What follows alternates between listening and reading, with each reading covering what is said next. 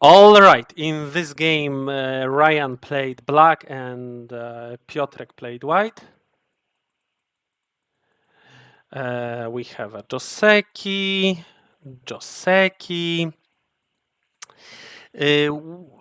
I always say that in Go we don't push once.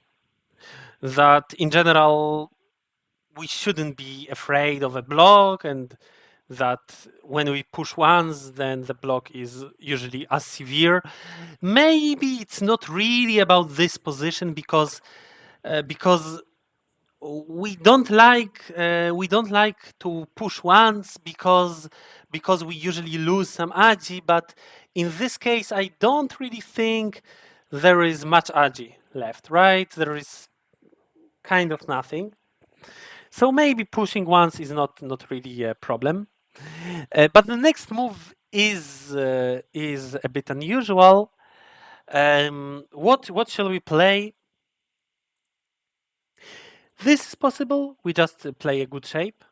Um, of course, what we are guarding against is this Hane of black, and White's move kind of also does it, even though it leaves a weak point. So maybe it's a bit worse.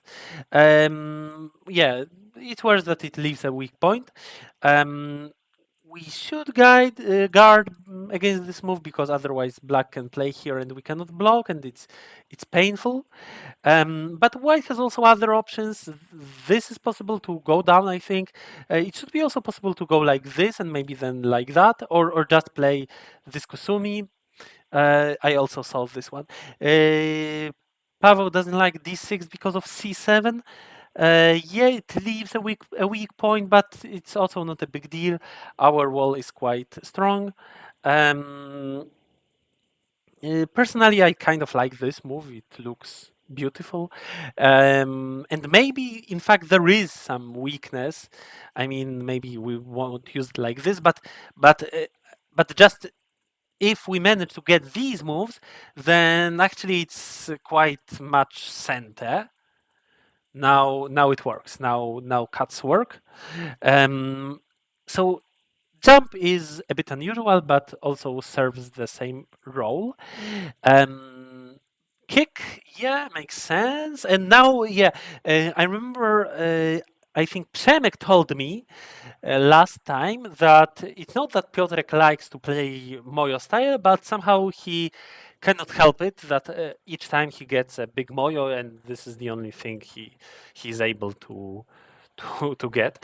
And well, he already made this choice of playing the bump, which is kind of a Mojo choice. But the next move is quite much not necessary to place on the fourth line. My first intuition is to play on the third line. And try to take as much of the corner as possible, not to give the corner to the opponent and get the influence, which is not so easily used if black already has a strong group here. Oh no, I don't have T left. Too bad, but anyway, like this is made by choices of Piotrek. So this was a Mojo choice. Now white played here. Makes sense, yes. So Moyo style is a Moyo style.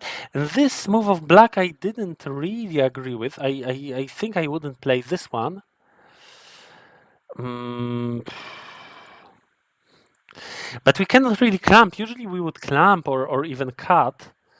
But now white already has stones here. So in fact it makes sense for white. Maybe push once.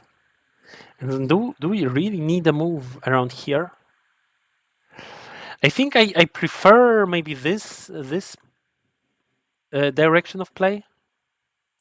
If white goes like this, maybe we play lightly. We are not really scared of being split. Like this, then white blocks, and we need to continue.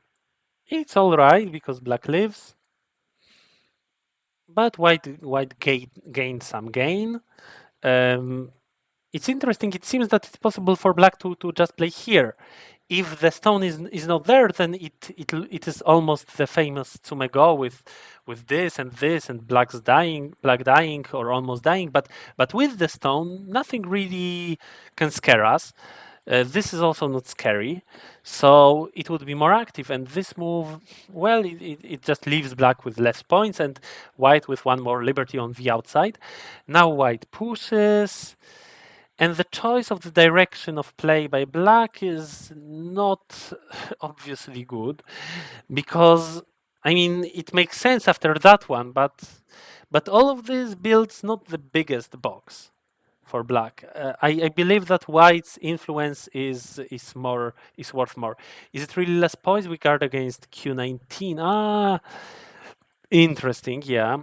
So if it goes like this, is it Keima better than push?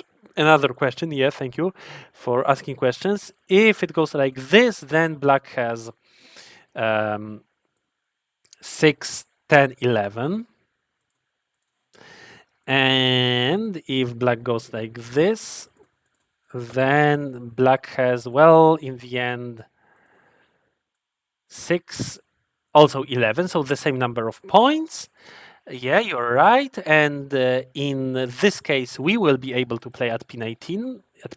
But on the other hand, in this case, we will be able to play at T12. So yeah, the points are the same. In both cases, we get one of the Hannes, but we take away white's liberty. So this is probably the important difference here. By the way, a funny question is it better for black to jump? Probably it's not, because there might be some life and death problem. But if there was no life and death problem, then I think these are very similar moves, and it's difficult to choose which is better. But yeah, here there is a life and death problem. Okay. Yeah, doesn't matter. Okay, instead of push Keima, well, maybe. It's recommended to play Keima if our opponent can play double hand, and here black played double hand, so maybe we don't want to let him, so we play Keima, and after Keima, black cannot play double hand because now white can just go down. Yeah. On the other hand, we prefer to play Keima without this exchange, because then we have also a nice continuation.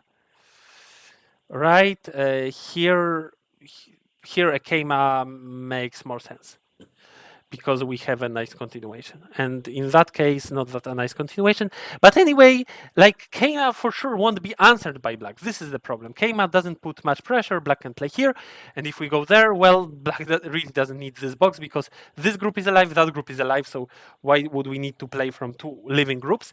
And on the other hand, to this move it's a bit more difficult to play away, because then white's continuation is stronger, maybe this or maybe even that. And then L17 is not a move I would choose, because I think that, I mean, yeah, there is quite some points to be taken on the top, but I prefer this direction of play. I really don't understand the jump. Why do we jump if we can play two-space jump? Usually we two-space jump from this stone, and here we have even one more stone of help, of support, so it should be really possible. And then, I don't know, maybe this attachment. Another thing is that black could have jumped here, and that, like this, black has more points. So this is clearly a better move, because obviously white doesn't have space for living. So be careful here, and don't play just because this is a shape you know, and you just copy paste this shape from other places where it makes sense. Here it doesn't make sense because black is already so strong. Okay, black jumps short. White attaches. I really don't understand the direction of play choice. White should play here, I think, instead of L13, F14. Yes, F14 or F13. Yes, he says you're right. Yes.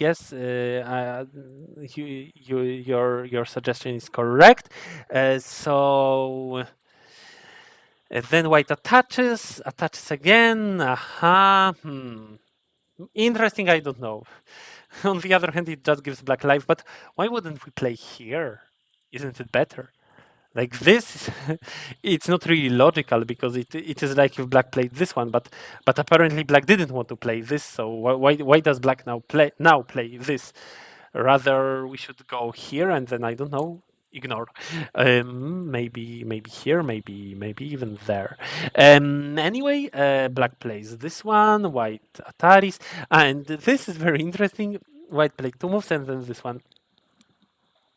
Uh, Such sequences are a bit funny. It is like if a player wants to be active and wants to feel that they have the control, they are deciding where the game goes, and I did this now, I did do this with the next move. I am able to secure this, connect my stones and build, and yeah, I am active. But in fact, it's obviously a sequence of bad exchanges, and white should just play here. Black will not play this one. Black will not play this one because there is a problem with shape. This only helps black with shape. Now it's obvious to go here. And what more? And moreover, black gets a few additional points. And let's not be um, so much donation giving. How is it called? A person who gives donations to some charity. Um, donor, yeah, or I think patron, yeah, patron of black here, in this case. Um, yeah, don't let's not be a patron to our opponent. Like this, black really doesn't have an obvious move. Well, probably a cut is the best, but like this, it's even easier to cut as well because white also has less liberties here. Yeah. Anyway, and now it's black to play, and black goes here. Of course, it's a huge move. And then here. Yeah, makes sense. I wasn't sure of this move. I thought I would play something like this, but it would be naive apparently. Then it would actually supporter, yes, supporter. Then actually white gets a lot, and the AI really recommends this move. So here black played well, and I think that making that exchange was also great. Maybe white should have tried to get this. I mean, it's not obviously sent, and maybe black plays elsewhere, like probably black plays elsewhere, but still we have a big continuation which takes away base of black or part of black space.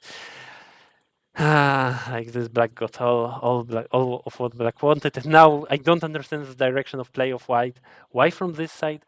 I think that still it's easier to build on the side. Like in general, build moyos like towers, right? So first you build the fundaments, and then next floors, next floors, next floors, like this.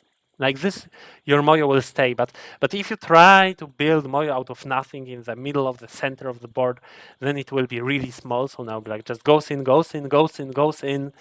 Now goes into even into the corner and kills white. So it's terrible for white. White should realize that there are so many stones of black on the outside that there is no point of getting the outside. Black is strong there, so it's fine to give black to give black a connection, yeah, and then get a move on the side. But like this, white's position is collapsing, and yeah, it's just worse and worse. Black goes through everywhere. Yeah, and I believe white should resign at one. No, white didn't resign because it was tie plus 10.5. Well, 10.5 is not too much, but I think it should be more. Why wasn't only 2.5? Interesting. Maybe here black had a way to go through, or maybe no. Um,